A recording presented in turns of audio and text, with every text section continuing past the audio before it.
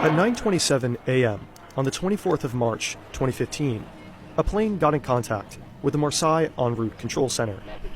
It was an Airbus A320-211, operated by Germanwings, headed from Barcelona to Dusseldorf. Everything seemed normal. The captain read back the air traffic controller's clearance at 9:30, allowing him to fly to an en route waypoint. Only a few minutes later, something was off. The control center in Marseille saw that the altitude for the aircraft was around 30,000 feet, almost 2,000 feet lower than the original cruise altitude, and declining. Marseille contacted the plane and asked what altitude the plane was cleared for, but they received no response at all. Over the next 30 seconds, Marseille tried to contact the flight crew 2 more times. At 9:40, radar contact was lost.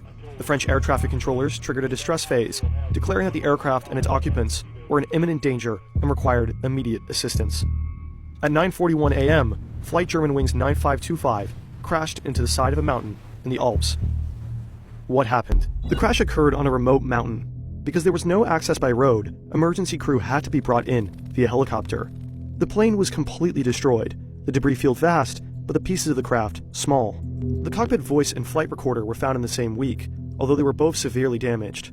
When flight investigators stitched together the data, a story of intentional action formed. The plane was hijacked, but not by terrorists. Let's go back. After the aircraft leveled off at its cruise altitude, the captain left the cockpit to go to the bathroom at 9:30. While he was in the bathroom, the plane was almost immediately set for a different altitude in the cockpit.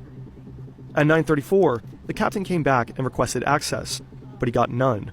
The door was locked. As he stood in front of that cockpit door, the captain began to understand. The co-pilot had hijacked the plane, and he had no way of getting in. The captain was locked out of the cockpit, without any control. At 9:39, the cockpit voice recorder picked up violent blows on the cockpit door. The captain had repeatedly tried breaking in to gain access, but the cockpit door was reinforced. Made to withstand armed hijackers, the captain stood little chance.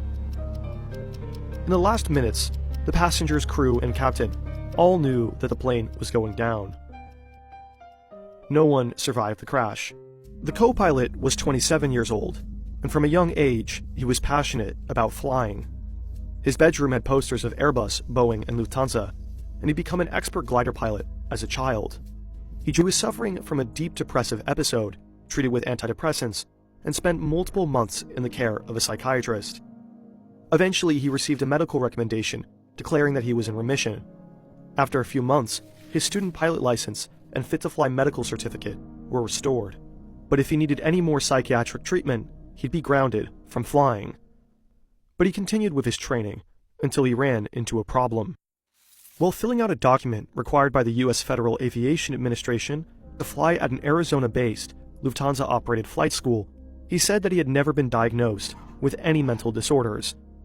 This was a lie, and he got caught.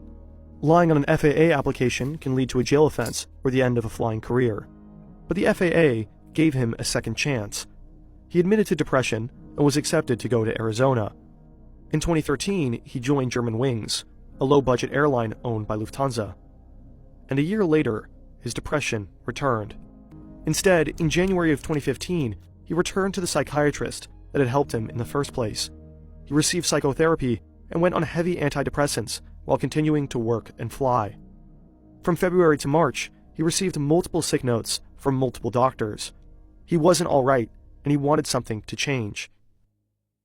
4 days before the crash, he turned to his computer to understand the locking mechanism on the Airbus A320 cockpit door.